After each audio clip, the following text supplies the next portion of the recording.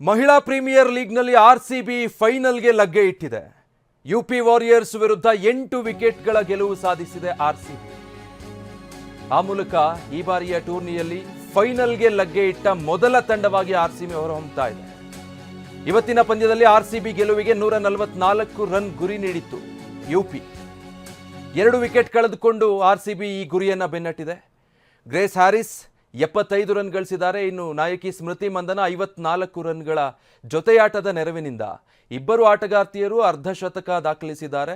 ಬಹಳ ಸುಲಭವಾಗಿ ಆರ್ಸಿಬಿ ಗುರಿ ತಲುಪಿದೆ. ಆ ಮೂಲಕ ಫೈನಲ್ಗೇರಿರುವಂಥ ಮೊದಲ ತಂಡವಾಗಿ ಹೊರಹೊಮ್ಮುತ್ತಾ ಇದೆ.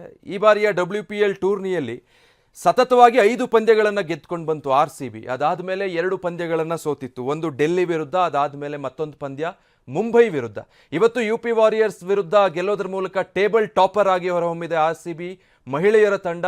ಆ ಮೂಲಕ ನೇರವಾಗಿ ಫೈನಲ್ಗೆ ಲಗ್ಗೆ ಇಟ್ಟಿದೆ. ಇವತ್ತಿನ ಪಂದ್ಯ ಬಹಳ ಸರಳವಾಗಿತ್ತು ಆರ್ಸಿಬಿ ಪಾಲಿಗೆ. 144 ರನ್ಗಳ ಟಾರ್ಗೆಟ್ ಅನ್ನು ಸುಲಭವಾಗಿ ತಂಡ ತಲುಪಿದೆ. ಮಹಿಳಾ ಪ್ರೀಮಿಯರ್ ಲೀಗ್ನಲ್ಲಿ ಆರ್ಸಿಬಿ ಫೈನಲ್ಗೆ ಲಗ್ಗೆ ಇಟ್ಟಿದೆ. ಯುಪಿ ವಾರಿಯರ್ಸ್ ವಿರುದ್ಧ 8 ವಿಕೆಟ್ಗಳ ಗೆಲುವು ಸಾಧಿಸಿದೆ ಆರ್ಸಿಬಿ.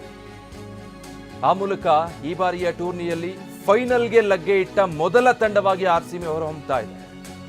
ಇವತ್ತಿನ ಪಂದ್ಯದಲ್ಲಿ ಆರ್ಸಿಬಿ ಗೆಲುವಿಗೆ 144 ರನ್ ಗುರಿ ನೀಡಿತ್ತು. ಯುಪಿ 2 ವಿಕೆಟ್ ಕಳೆದುಕೊಂಡು ಆರ್ಸಿಬಿ ಈ ಗುರಿಯನ್ನ ಬೆನ್ನಟ್ಟಿದೆ.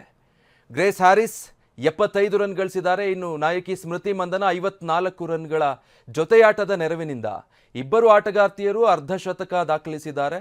ಬಹಳ ಸುಲಭವಾಗಿ ಆರ್ಸಿಬಿ ಗುರಿ ತಲುಪಿದೆ. ಆ ಮೂಲಕ ಫೈನಲ್ಗೇರಿರುವಂಥ ಮೊದಲ ತಂಡವಾಗಿ ಹೊರಹೊಮ್ಮುತ್ತಾ ಇದೆ.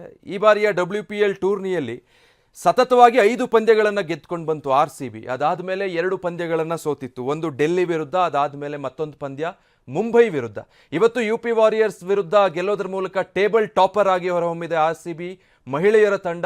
ಆ ಮೂಲಕ ನೇರವಾಗಿ ಫೈನಲ್ಗೆ ಲಗ್ಗೆ ಇಟ್ಟಿದೆ. ಇವತ್ತಿನ ಪಂದ್ಯ ಬಹಳ ಸರಳವಾಗಿತ್ತು ಆರ್ಸಿಬಿ ಪಾಲಿಗೆ. 144 ರನ್ಗಳ ಟಾರ್ಗೆಟ್ ಅನ್ನು ಸುಲಭವಾಗಿ ತಂಡ ತಲುಪಿದೆ.